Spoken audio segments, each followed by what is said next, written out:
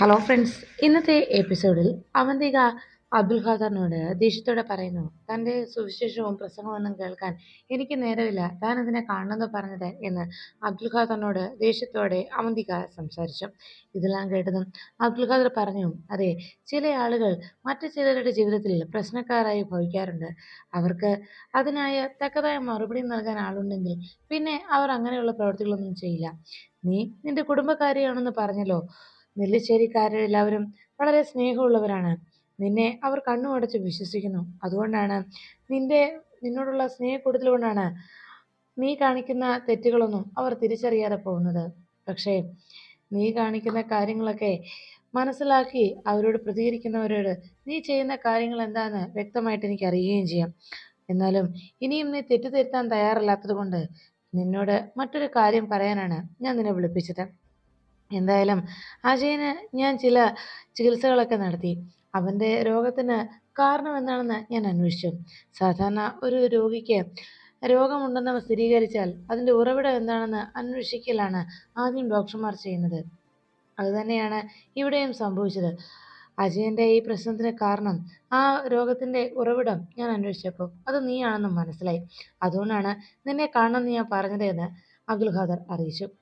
അവന്തിക ദേഷ്യത്തോടെ അബ്ദുൽ ഖാദറിനെ നോക്കുമ്പോൾ അവന്തികയോടും അജയനോടുമായി അബ്ദുൽ ഖാദർ പറഞ്ഞു, അതെ, ചില ആളുകൾ കുറേ നാളായി ആഗ്രഹിക്കുന്നതും വല്ലപ്പോഴും കാണുന്നതുമായ ചില കാര്യമാണ് ഇപ്പോൾ ഇവിടെ നടക്കാൻ പോകുന്നത്. അതുകൊണ്ട് ഇതെപ്പോഴും കാണാൻ കഴിഞ്ഞെന്ന് വരില്ല. അതുകൊണ്ട് അജയ, നീ ശ്രദ്ധയോടെ നോക്കിയിരുന്നോണം എന്ന് അജയനോട് അബ്ദുൽ ഖാദർ അറിയിച്ചു. അപ്പോഴേക്കും അജയൻ എന്താണെന്നറിയാതെ അബ്ദുൽ ഖാദർ പറഞ്ഞു വന്നത് എന്താണെന്ന് മനസ്സിലാക്കുന്നതിനായി പെട്ടെന്ന് അബ്ദുൽ ഖാദറിനെ നോക്കിയിരിക്കുമ്പോൾ അവന്തികയെ വളരെ സൗമ്യമായി അബ്ദുൽ ഖാദർ വിളിച്ചു. അവന്തിക എന്ന് വിളിച്ചതും അവന്തിക പിന്തിരിഞ്ഞു നോക്കിയ ആ നിമിഷം അബ്ദുൽ ഖാദർ അവന്തികയുടെ കരണത്ത് ഒരു തല്ലു കൊടുത്തു. അതോടെ കർണം മുഖച്ച് അവന്തിക്കൊന്ന് കിട്ടിയതും അവന്തിക കറങ്ങി തിരിഞ്ഞ് ആ നിലത്തേക്ക് ചെന്ന് വീണു. കവിളത്ത് നല്ല രീതിയിൽ കനത്ത ഒരടി കിട്ടിയതിൻ്റെ ആഘാതത്തിൽ ഒന്നും പറയാനോ സംസാരിക്കാനോ ആകാതെ അങ്ങനെ അവന്തിക അല്പനേരത്തേക്ക് ഒരു തരിപ്പ് മാത്രം അനുഭവിച്ചുകൊണ്ട് അങ്ങനെ ആ നിലത്തിരിക്കുമ്പോൾ അബ്ദുൽ ഖാദർ പറഞ്ഞു, അതെ, ഈ ഒരെണ്ണം കൊണ്ടല്ല, നിനക്കിട്ട് ഒരെണ്ണം കൂടി തരണമെന്ന് ഞാൻ ആഗ്രഹിച്ചതാണ്. പക്ഷേ ഒറ്റയൊരെണ്ണം തന്നതോടെ നീ ഈ അവസ്ഥയിലല്ലേ ഇരിക്കുന്നത്. അജയ, നീ കണ്ടല്ലോ നിന്റെ യജമാനത്തിയുടെ അവസ്ഥ. നിന്റെ മേഡം ഇപ്പം എങ്ങനെയിരിക്കുന്നതെന്ന്. അതുകൊണ്ട് എൻ്റെ കൈകൊണ്ട് ഇനിയും നീ തല്ല് വാങ്ങിച്ച് കൂട്ടാതിരിക്കുന്നതിന് വേണ്ടിയുള്ള കാര്യങ്ങൾ അജയ നീ ഇനി ചെയ്യാൻ പാടുള്ളൂ, മനസ്സിലായോ എന്ന് അജയനോട് അബ്ദുൽ ഖാദർ അറിയിച്ചു. ഇത് നിനക്കൊരു പാഠമാണ് എന്ന് അജയനെ ഓർമ്മിപ്പിച്ചുകൊണ്ട് അബ്ദുൽ ഖാദർ അവന്തികയോട് പറഞ്ഞു, അതെ, ഇനിയും ഇതുപോലൊരടി നിനക്ക് കിട്ടിയില്ല എങ്കിൽ നീ വീണ്ടും ഓരോന്നും ഇതുപോലെ ചെയ്തു കൂട്ടും. അതുകൊണ്ട് ഒരു മുന്നറിയിപ്പ് എന്നോണം ഞാൻ നിനക്ക് തന്നതാണ് ഇങ്ങനെ ഒരെണ്ണം, മനസ്സിലായോ എന്ന് ചോദിച്ചതും അവന്തിക ഒന്നും മിണ്ടാതെ അങ്ങനെ നിൽക്കുകയും അവന്തിയുടെ കണ്ണിലൂടെ കണ്ണുനീരൊഴുകുന്നത് അബ്ദുൽ ഖാദർ ശ്രദ്ധിച്ചു. അബ്ദുൽ ഖാദർ ചോദിച്ചു, അത് ശരി, അപ്പോൾ എൻ്റെ ഒറ്റ അടിക്ക് നിന്റെ കണ്ണ് നിറഞ്ഞു പോയി അല്ലേ? ശരി, നിന്റെ കണ്ണിലൂടെ കണ്ണുനീര് വീഴ്ത്തിച്ചതിൻ്റെ ആ ക്രെഡിറ്റും ഈ അബ്ദുൽ ഖാദറിന് അങ്ങനെ ഇരിക്കട്ടെ. ആദ്യമായി അവന്തികയെ കരയിച്ചതിൻ്റെ ക്രെഡിറ്റ്. എന്തായാലും ഇനി ഒരു കാര്യം ഞാൻ പറഞ്ഞേക്കാം. ഇനിയും നീ നെല്ലിശ്ശേരിയിൽ ചെന്ന് ആ പാവങ്ങളോടൊപ്പം സമാധാനത്തോടെയും സ്നേഹത്തോടെയും നന്നായി ജീവിച്ചില്ല എങ്കിലുണ്ടല്ലോ, ഇതുപോലെ ഇനിയും നിനക്ക് ഇതുപോലുള്ള സമ്മാനങ്ങൾ വാരിക്കൂട്ടാം. അങ്ങനെ പറഞ്ഞ് അബ്ദുൽ ഖാദർ, എന്നാൽ ശരി, ഞാനങ്ങ് പോവാണ് കേട്ടോ എന്ന് പറഞ്ഞ് അബ്ദുൽ ഖാദർ പോകാനായി കാറിനരികിലേക്ക് ഇറങ്ങുമ്പോൾ അപ്പോഴാണ് തല്ലുകൊണ്ട് അവശനായിരിക്കുന്ന അജയനെ അബ്ദുൽ ഖാദർ ശ്രദ്ധിച്ചത്. ഉടനെ തന്നെ അബ്ദുൽ ഖാദർ അജയനെ പിടിച്ചു വലിച്ച് എടുത്തുകൊണ്ട് മാറ്റി നിർത്തിയിട്ട് പറഞ്ഞു, അതെ, ഇനിയെങ്കിലും നീ നിന്റെ വഴിക്ക് പോയിക്കോണം, മര്യാദയ്ക്ക്. ഇനിയും നീ അവന്തികയുടെ വാക്ക് കേട്ട് അവളോടൊപ്പം എന്തെങ്കിലും കാര്യത്തിനായി നീ ഇറങ്ങി തിരിച്ചെന്നറിഞ്ഞാൽ ഇങ്ങനെയായിരിക്കില്ല ഇനി നിന്നോടുള്ള എൻ്റെ പ്രതികരണം, മനസ്സിലായോ? തൽക്കാലം നിനക്ക് ഞാൻ ജീവൻ വെറുതെ തന്നു, അത് എല്ലായ്പ്പോഴും ഉണ്ടാകുമെന്ന് നീ കരുതണ്ട. അവന്തികയുമായിട്ട് ഇനിയും നീ ഇത്തരത്തിലൊരു ചങ്ങാത്തത്തിന് മുതിർന്നാൽ, ഇങ്ങനെ ഒരു കൂടിക്കാഴ്ച ഇനി ഉണ്ടാകേണ്ടി വന്നാൽ അന്ന് നിന്റെ അവസാനമായിരിക്കും എന്ന് പറഞ്ഞ് അജയനെ അവന്തികയ്ക്ക് അരികിലേക്ക് തള്ളിയിട്ടിട്ട് അബ്ദുൽ ഖാദർ നേരെ കാറിൽ കയറുന്നു. അബ്ദുൽ ഖാദർ പോയി കഴിയുമ്പോഴേക്കും അജയൻ അവന്തികയെ നോക്കിയിട്ട് പറഞ്ഞു, പാവം മനുഷ്യൻ, കണ്ടില്ലേ എൻ്റെ ജീവൻ എനിക്ക് തിരിച്ചു തന്നിട്ട് പോയത് എന്ന് അജയൻ പറഞ്ഞുകൊണ്ട് അവന്തികയുടെ തോളിൽ കൈ വെച്ചുകൊണ്ട് അങ്ങനെ നിന്നതും അവന്തിക അജയന്റെ കൈ തട്ടി മാറ്റിയിട്ട് ദേഷ്യത്തോടെ മാറി നിന്നു. മാറി നിൽക്കടാ എന്ന് പറഞ്ഞ് കലിയോട് അങ്ങനെ മാറി നിൽക്കുമ്പോൾ അജയൻ പറഞ്ഞു, എൻ്റെ മേഡം, ആ അർച്ചന എന്ന് പറയുന്ന പെണ്ണിനോട് ഇനി നേരിടാൻ പോകണ്ട കേട്ടോ. ഈ അബ്ദുൽ ഖാദർ സാറ് എന്തൊരു മാന്യനാണ്. സത്യത്തിൽ ആ അർച്ചന എങ്ങനെയാണ് അവിടെ എത്തിയതെന്ന് എനിക്കറിയില്ല മേഡം. ഞാൻ വേണ്ട രീതിയിൽ എല്ലാ കാര്യങ്ങളും ചെയ്തതാണ്. ഇനിയും ആ അർച്ചനയെ നമുക്ക് തോൽപ്പിക്കാനാവില്ല. അവളോട് ഇനി പോരാടാൻ പോകണ്ട, അവളോട് ഏറ്റുമുട്ടാൻ പോകണ്ട എന്ന് പറഞ്ഞതും അജയന്റെ കർണത്തിനിട്ട് അവന്തിക ഒന്ന് പൊട്ടിച്ചിട്ട് അജയനോട് പറഞ്ഞു, അതെ, നീ ഒറ്റയൊരുത്തൻ കാരണമാ എനിക്കിപ്പോ ഈ മാനക്കേട് അനുഭവിക്കേണ്ടി വന്നത്. നീ ഒറ്റയൊരുത്തന്റെ പിടിപ്പുകേട് എന്ന് അവന്തിക അജയനെ ദേഷ്യത്തോടെ അജയന് നേരെ ചെന്ന് അവന്തിക പറഞ്ഞു. എല്ലാം കേട്ടതിന് ശേഷം അജയൻ പറഞ്ഞു, എൻ്റെ മേഡം, മേഡം ഒരു കാര്യം മനസ്സിലാക്കണം. ഞാൻ എന്നാലാകുന്ന വിധത്തിലൊക്കെ നോക്കിയതാണ്. പക്ഷേ ആ അർച്ചന, അവൾ എങ്ങനെ അവിടെ എത്തിയെന്ന് അറിയത്തില്ല. കലിയോടെ അവന്തിക കാറിനരികിലേക്ക് പോകുമ്പോൾ അജയൻ വിളിച്ചു പറഞ്ഞു, മേഡം, ഈ അബ്ദുൽ ഖാദർ എന്ന് പറഞ്ഞ ആ ഡോക്ടർ വന്ന് എന്നെ തല്ലുന്നതിനിടയിൽ മേഡം എനിക്ക് തന്ന ആ പണവും എനിക്ക് നഷ്ടമായി മേഡം. അതുകൊണ്ട് എന്ന് പറഞ്ഞതും അവന്തിക പറഞ്ഞു, ഇനി ഒരു രൂപ പോലും നിനക്ക് ഞാൻ തരില്ല. നീ ഇത്രയും ദിവസം എൻ്റെ കൂടെ നിന്നതിനുള്ള പ്രതിഫലമാണ് നിന്റെ ജീവൻ ഞാനിപ്പോ വെറുതെ വിട്ടത്. ഇനിയും നീ കാശ് പറഞ്ഞുകൊണ്ട് എൻ്റെ പിന്നാലെ വന്നോണ്ടല്ലോ, ഈ ഭിക്ഷ ഇനി നിനക്കുണ്ടാവില്ല. നീ ഒരു പിച്ചക്കാരനെ പോലെ നീ തെരുവിലൂടെ അലയേണ്ടി വരും, മനസ്സിലായോടാ എന്ന് പറഞ്ഞ് അവന്തിക കാറും എടുത്ത് പോകുമ്പോൾ അജയൻ ആലോചിച്ചു, ഓ, ഇനി അവന്തികയുടെ കയ്യിൽ നിന്ന് എങ്ങനെ പണം വാങ്ങിച്ചെടുക്കും? ആ, അവളുടെ കയ്യിൽ നിന്ന് പണം വാങ്ങിക്കാനുള്ള വഴിയൊക്കെ എനിക്കറിയാം എന്ന് ആലോചിച്ചുകൊണ്ട് അജയൻ അങ്ങനെ നിന്നു. ഓ, എന്തായാലും ഇനിയും ആ അബ്ദുൽ ഖാദറിനോട് ഏറ്റുമുട്ടാൻ എനിക്ക് വയ്യേ എന്ന് പറഞ്ഞുകൊണ്ട് അജയൻ അങ്ങനെ നിന്നു. പിന്നീട് നെല്ലിശ്ശേരിയിൽ മടങ്ങിയെത്തിയതിനു ശേഷം അവന്തിക നടന്ന സംഭവങ്ങൾ അനഘയെ അറിയിച്ചു. ഇതെല്ലാം കേട്ടതും അനഘ പറഞ്ഞു, ആ അർച്ചന നമ്മൾ വിചാരിച്ച പോലെയൊന്നും അല്ല ചേച്ചി. അവളെ നമ്മൾ അണ്ടർ എസ്റ്റിമേറ്റ് ചെയ്തു, അതാണ് സംഭവിച്ചത്. അവളെ നിസ്സാരക്കാരിയായി കാണാൻ പാടില്ലായിരുന്നു എന്ന് പറഞ്ഞതും അവന്തിക പറഞ്ഞു, എന്നാലും ഇന്നത്തെ അവസ്ഥ അത് ഓർക്കാപ്പുറത്ത് കിട്ടിയതായിപ്പോയി, അങ്ങനെ ഒരു തിരിച്ചടി.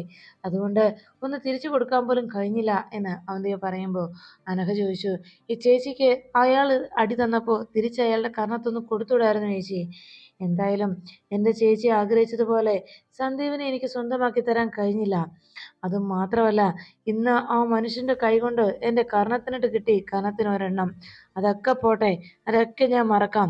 പക്ഷേ എൻ്റെ ചേച്ചിക്കുന്നുണ്ടായ ഈ അപമാനം ഉണ്ടല്ലോ, അതെനിക്ക് സഹിക്കാൻ കഴിയുന്നില്ല ചേച്ചി.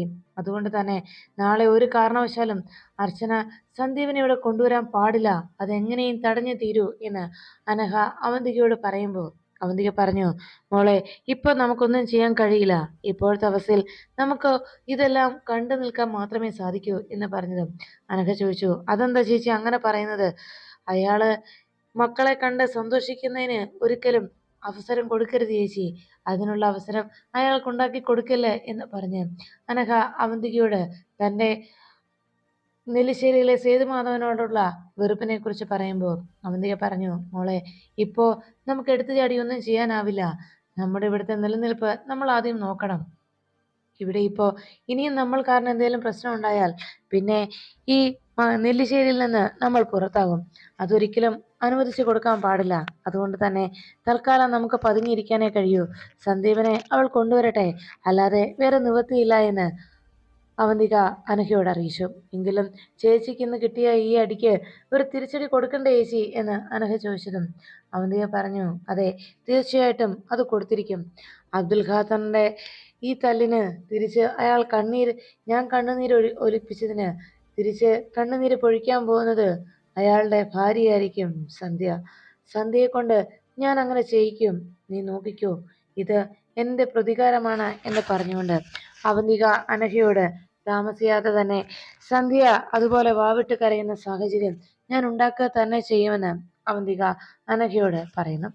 പിറ്റേന്ന് രാവിലെ എത്ര പറഞ്ഞിട്ടും സേതുമാധവൻ ഭക്ഷണം കഴിക്കാൻ കൂട്ടാക്കാത്തത് കൊണ്ട് അവന്തികയും സ്നേഹയും അരികിലേക്ക് എത്തുന്നു.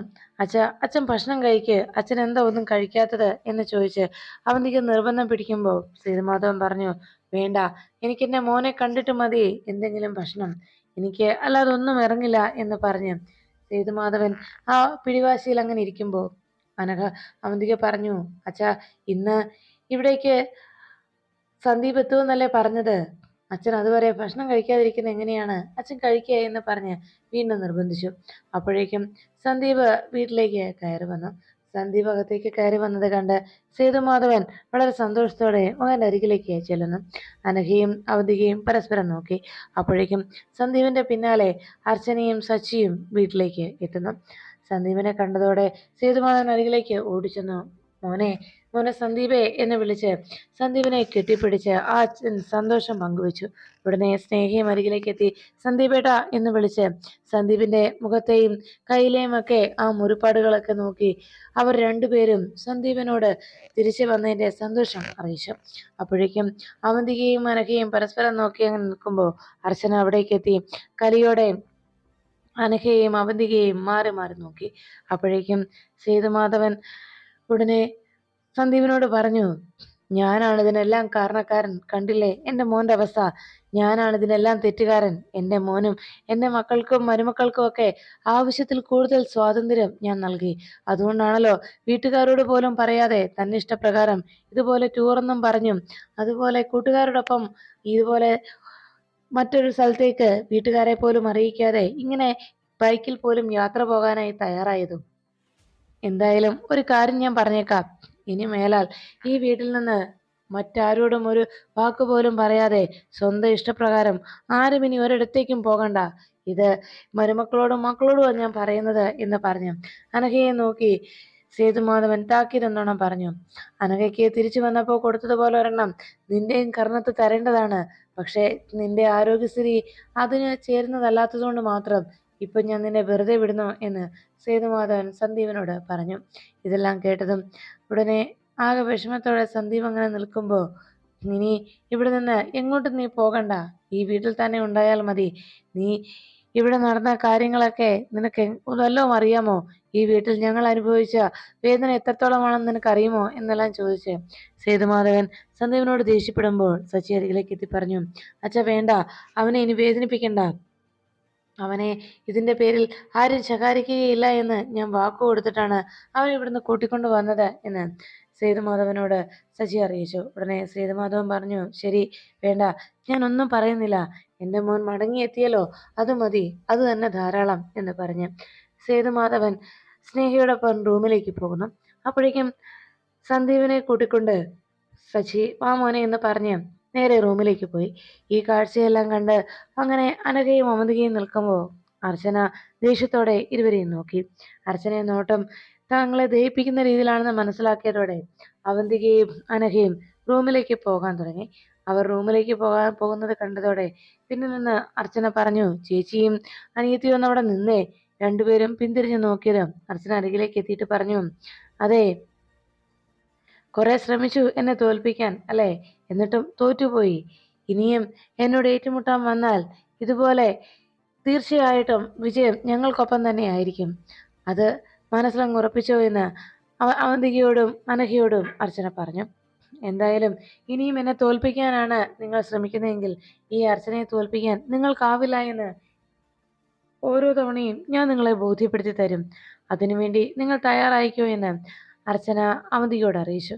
അങ്ങനെ പറഞ്ഞുകൊണ്ട് അർച്ചന ബാഗും എടുത്ത് പോകാൻ തുടങ്ങുമ്പോൾ പെട്ടെന്ന് അനഘയെയും അവന്തികയെയും നോക്കി അർച്ചന അരികിലേക്ക് ചെന്നിട്ട് ചോദിച്ചു, അല്ല, വിവാഹ നിശ്ചയവും അനഘയുടെയും സന്ദീപിന്റെയും വിവാഹവും ഒക്കെ നടന്ന് ഇല്ല എങ്കിൽ എൻ്റെ മുന്നിൽ തല മുട്ടയടിച്ച് പുള്ളുകുത്തിയൊക്കെ വരാമെന്ന് പറഞ്ഞിരുന്നല്ലോ. അല്ല, എന്തായി ആ വെല്ലുവിളി? അങ്ങനെ വല്ലതും നടക്കുവോ എന്ന് അർച്ചന അവന്തികയോട് ചോദിച്ചു. അവന്തിക മറുപടി ഒന്നും പറയാതെ നിൽക്കുമ്പോൾ അർച്ചന തൻ്റെ തലയിലൂടെ അങ്ങനെ ബാർബറെ വിളിച്ചു വരുത്തി മുടി അവർ എടുത്തു കളയുന്ന ആ ഒരു രീതിയിൽ തലയിലൂടെ കൈ പകച്ചിൽ കൊണ്ട് കാട്ടിയിട്ട് അർച്ചന ചോദിച്ചു, എന്താ, അതിനുള്ള ഏർപ്പാട് ചെയ്യട്ടെ? അത് കേട്ടതും അർച്ചനയോട് മറുപടി ഒന്നും പറയാതെ അവന്തിക നിന്നു. അപ്പോഴേക്കും അർച്ചന അനഘയ്ക്ക് നേരെ തിരിഞ്ഞിട്ട് പറഞ്ഞു, അതെ, ഒരു കാര്യം ഞാൻ പറഞ്ഞേക്കാം, നിന്നെ പലതവണ ഞാൻ താക്കീത് ചെയ്തതാണ്. ഇത്തവണ നീ വീണ്ടും അച്ഛനെയും മറ്റുള്ളവരെയും തെറ്റിദ്ധരിപ്പിക്കാനായി നീ ട്രിപ്പിനെന്ന് പറഞ്ഞ് പോവുകയും സന്ദീപിന്റെ മേൽ കുറ്റം ആരോപിക്കുകയും ചെയ്തു, നിന്റെ ചേച്ചിയുടെ ഇഷ്ടപ്രകാരം. എന്നാ മര്യാദയ്ക്ക് നീ ജീവിച്ചില്ല എങ്കിൽ ചേച്ചിയും അനുജത്തിയും ഈ അർച്ചനയുടെ യഥാർത്ഥ മുഖം നിങ്ങൾ മനസ്സിലാക്കും. മനസ്സിലായോ എന്ന് ചോദിച്ച് അർച്ചന അവിടെ നിന്ന് പോകുമ്പോൾ അവന്തികയും അനഘയും ആകെ നാണം കെട്ടു നിന്നു. ഇനി എന്തായാലും ഇത്തരത്തിലുള്ള ഒരു നീക്കം നിങ്ങളുടെ ഭാഗത്തു നിന്നുണ്ടാകില്ലെന്നാണ് ഞാൻ വിശ്വസിക്കുന്നതെന്ന് പറഞ്ഞ് അർച്ചന സന്ദീപിന്റെ ബാഗ് എടുത്തുകൊണ്ട് നേരെ റൂമിലേക്ക് പോകുന്നു. അനഘയും അവന്തികയും അർച്ചനയുടെ ആ പെർഫോമൻസിൽ കരിപ്പോണ്ട് അങ്ങനെ നിൽക്കുമ്പോൾ ശശിയുടെ മടിയിൽ തല ചായ്ച്ചുകൊണ്ട് സന്ദീപ് അങ്ങനെ കിടക്കുന്നു. സന്ദീപിനോട് ശശി പറഞ്ഞു, വിഷമിക്കണ്ട, എല്ലാം ശരിയാവും, നീ സങ്കടപ്പെടാതെ എന്ന് പറഞ്ഞ് സന്ദീപിനെ ആശ്വസിപ്പിക്കുമ്പോൾ സന്ദീപ് പറഞ്ഞു, ഞാൻ എന്ത് വേദന വേണമെങ്കിലും സഹിക്കാൻ തയ്യാറാണ് കേട്ടാ, പക്ഷേ ഒരു കണ്ടീഷൻ മാത്രമേ ഉള്ളൂ. ആദ്യയുടെയും എന്റെയും വിവാഹം നടന്ന വിവരം നമ്മുടെ വീട്ടിലും അവളുടെ വീട്ടിലും അറിയണം. എന്താ അത് പറ്റുമോ എന്ന് സന്ദീപ് ചോദിച്ചു. അപ്പോഴേക്കും സന്ദീപിന്റെ ഡ്രസ്സുമായിട്ട് അവിടേക്ക് അർച്ചന എത്തി. സച്ചിയോട് അർച്ചന പറഞ്ഞു, സച്ചിയേട്ടാ എന്താ എന്താ ഇവൻ പറയുന്നത് എന്ന് ചോദിച്ചതും സച്ചി പറഞ്ഞു, അതെ വേറൊന്നുമല്ല, ഇവനെ അജയനും കൂട്ടനും കൂടി ചെയ്ത ആ ക്രൂരതകള് അവൻ പറയുകയായിരുന്നു എന്ന് പറഞ്ഞതും ഉടനെ സന്ദീപ് പറഞ്ഞു, എന്നെ പല രീതിയിലും അവർ മർദ്ദിച്ചു. അവസാനം എത്രയൊക്കെ എന്നെ മർദ്ദനമുറകൾ കാട്ടിയാലും ഞാൻ എൻ്റെ തീരുമാനത്തിൽ ഉറച്ചു വെക്കുന്ന മനസ്സിലാക്കിയതോടെ അവരെന്നെ വെറുതെ വിട്ടത് എന്ന് സന്ദീപ് ശശിയോട് അറിയിച്ചു. അപ്പോഴേക്കും അർച്ചന സന്ദീപിന്റെയും ശശിയുടെയും സംസാരം കേട്ടുകൊണ്ട് അങ്ങനെ നിൽക്കുമ്പോൾ സന്ദീപ് പറഞ്ഞു, അതെല്ലാം കേട്ടതും അർച്ചനയുടെ മനസ്സ് വല്ലാതെ വേദനിച്ചു. അർച്ചന സന്ദീപിന്റെ അരികിലേക്ക് ഇരുന്നിട്ട് പറഞ്ഞു, മോനെ നീ ഇത്രത്തോളമൊക്കെ ത്യാഗം സഹിച്ചെന്നറിഞ്ഞപ്പോ എന്റെ അനുജത്തിക്ക് വേണ്ടി നീ ഇത്രയൊക്കെ സഹിച്ചല്ലോ, അത് കേൾക്കുമ്പോൾ എനിക്കാണ് മറ്റാരെക്കാളും കൂടുതൽ വേദന തോന്നുന്നത് എന്ന് അർച്ചന സന്ദീപിനോട് പറഞ്ഞു. എല്ലാം കേട്ടതും സന്ദീപ് പറഞ്ഞു, എടുത്തി എന്നെ കൊന്നാ പോലും ഞാൻ ഒരിക്കലും അങ്ങനെ പറയില്ല. അപ്പോഴേക്കും സന്ദീപിനോട് അർച്ചന അങ്ങനെ പറഞ്ഞത് കേട്ട് ഉടനെ സച്ചി പറഞ്ഞു, അർച്ചന തന്റെ അനുജത്തി എന്നതല്ല, അതിനേക്കാൾ ഉപരി സന്ദീപ് മനസ്സുകൊണ്ട് സ്നേഹിച്ച പെൺകുട്ടി, അവൻ പ്രണയിച്ച പെൺകുട്ടി, അങ്ങനെ വരുമ്പോ ആ ഇത്തരം പ്രശ്നങ്ങളൊക്കെ ഇതുപോലെയൊക്കെ നമ്മൾ അഭിമുഖീകരിക്കേണ്ടി വരും, അതൊക്കെ സ്വാഭാവികമാണ് എന്ന് സച്ചി അർച്ചനയോട് അറിയിച്ചു.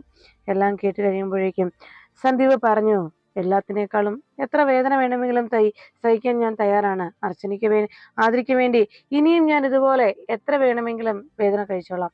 പക്ഷേ അതിനൊക്കെ ഒരു പരിഹാരമായി ആതിര എനിക്ക് ആരാണെന്ന് ഇവിടെയും ഞാൻ ആതിരയുടെ ആരാണെന്ന് അവിടെയും ഞങ്ങൾക്ക് പറയാൻ കഴിയണം. അങ്ങനെ ഒരു സാഹചര്യം ഞങ്ങൾക്കിടയിൽ ഉണ്ടാകണം എന്ന് സന്ദീപ് അർച്ചനയോടും ആതിരയോടും ആവശ്യപ്പെടണം.